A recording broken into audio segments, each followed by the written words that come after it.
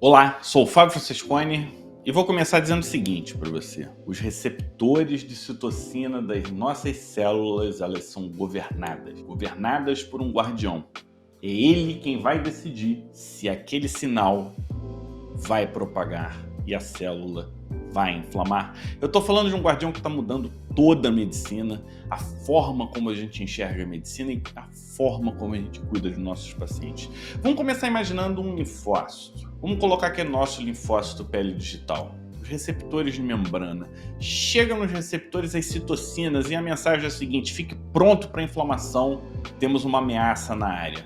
Agora o receptor recebe essa informação todo animado, propaga essa mensagem e de repente ela é interceptada pelo guardião.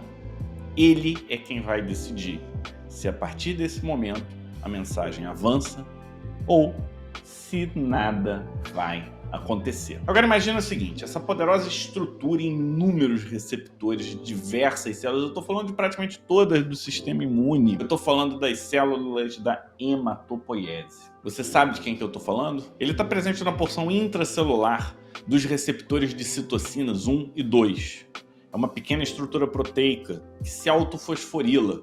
São quinases. E elas são quinases não receptoras.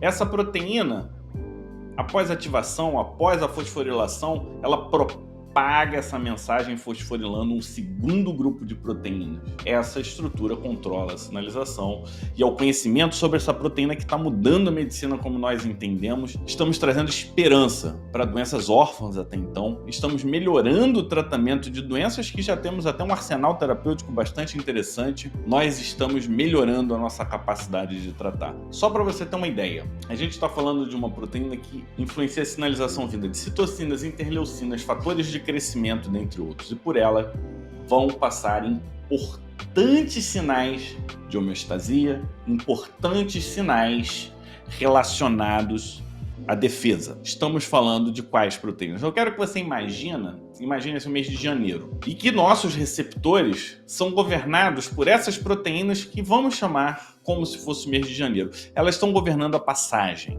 É uma mensagem que é recebida, vinda do passado, de algo que aconteceu, que vai nortear as nossas ações futuras, como no caso das células governadas por essa proteína. Janeiro tem seu nome inspirado em Janus, filho de Apolo, banido da Grécia e acolhido por Camus, lá na Itália, e foi agraciado por Saturno, que o tornou o deus das passagens e das transições. Na mitologia romana, Janus tornou-se uma poderosa entidade com sua chave, dando início às guerras ou declarando o término delas. O deus das transições tem uma face de idoso, que olha para o passado, e esse rosto desgastado pelo tempo é contraposto por um rosto jovem, que olha em sentido oposto para o futuro. Então ele enxerga o passado, vislumbra o futuro, e com essas duas faces ele está associado a presságios, auspícios, inícios e transições. E assim como na mitologia, nós temos essas proteínas que têm esse poder, estamos falando das janus-quinases, que tem esse nome inspirado no deus romano Janus. As janus-quinases são estruturas importantes e fundamentais para o funcionamento das células. Elas é quem fazem o papel de fosforilação desses receptores que não são capazes de fosforilar. Então elas recebem a mensagem, se autofosforilam e fosforilam as estáticas. A gente está falando de inúmeras situações que estão relacionadas a essas proteínas. A gente está falando de um possível controle farmacológico que já é realidade. A gente está falando de 4 proteínas Janus que estão associadas a doenças inflamatórias de difícil tratamento e que até o momento tivemos pouquíssimas opções. Nós médicos que precisamos entender imunologia, a gente está falando de um novo grupo de medicamentos, as janus-quinases.